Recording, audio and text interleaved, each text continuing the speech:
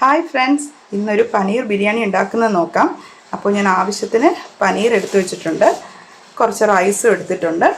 അപ്പോൾ വീഡിയോയിലോട്ട് പോകാം. പനീർ ഒന്ന് നമുക്ക് ഇതെല്ലാം കൂടെ ഒന്ന് പുരട്ടി ഒരു 5 മിനിറ്റ് വയ്ക്കാവേ.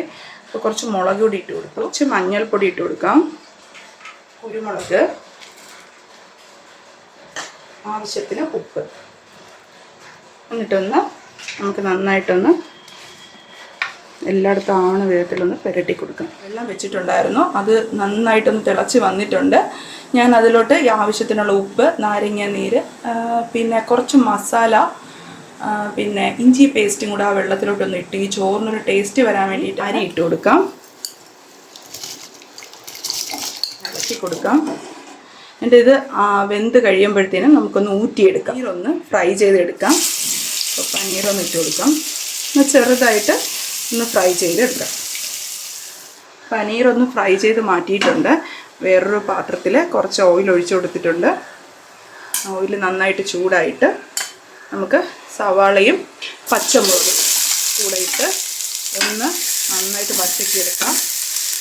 ആവശ്യത്തിന് ഉപ്പും കൂടെ ഇട്ട് കൊടുക്കാം. പാടി വന്നിട്ടുണ്ട്. ഈ വെളുത്തുള്ളി ഇഞ്ചി പേസ്റ്റ് ഒന്ന് ഇട്ട് കൊടുക്കാം.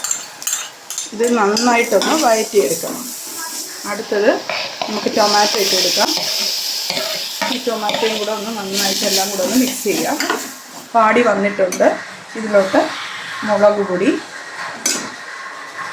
മല്ലിപ്പൊടി,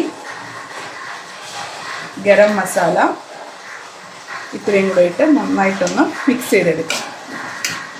ഇതൊന്ന് മൂത്ത് വന്നിട്ടുണ്ട്. ഇതിലോട്ട് കുറച്ച് തൈരും കൂടി ഒഴിച്ചു കൊടുക്കാം. ഇനി ഇതിലോട്ട് പനീർ തട്ടിക്കൊടുക്കാം. കുറച്ച് പച്ചക്കൊത്ത മല്ലിയും കൂടെ ഇട്ട് കൊടുക്കാവേ. ഇത് നന്നായിട്ടൊന്ന് മിക്സ് ചെയ്തിട്ട് നമുക്ക് ഇതിലോട്ട് ചോറ് തട്ടിക്കൊടുക്കാം. ചോറിടാം. കുറച്ച് ചോറിട്ട് കൊടുത്തിട്ട് അതിൻ്റെ പുറത്ത് നമുക്ക് ഇച്ചിരി നെയ്യ് തൂവി കൊടുത്ത് വറുത്ത് വെച്ചിരിക്കുന്ന സവാളയും കൂടെ ഇട്ടിട്ട് ബാക്കി ചോറിടാം. ബാക്കി ചോറും കൂടെ ഇട്ട് കൊടുത്തിട്ടുണ്ട്. ഇനി അതിൻ്റെ പുറത്ത് കുറച്ച് നെയ്യ് തൂവി കൊടുക്കാം. സവാളയും കൂടെ ഇട്ട് കൊടുക്കാം.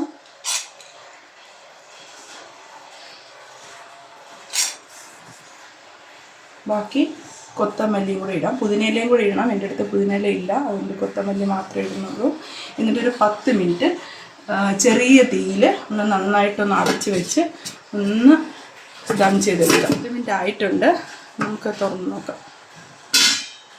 ഇനി ഇത് നന്നായിട്ടൊന്ന് ഇളക്കിയെടുക്കാം. അപ്പോൾ ഇത് റെഡിയായിട്ടുണ്ട്. പനീർ ബിരിയാണി റെഡിയായിട്ടുണ്ട്. അപ്പോൾ വീഡിയോ ഇഷ്ടപ്പെട്ട എല്ലാവരും ഒന്ന് സബ്സ്ക്രൈബ് ചെയ്യണേ.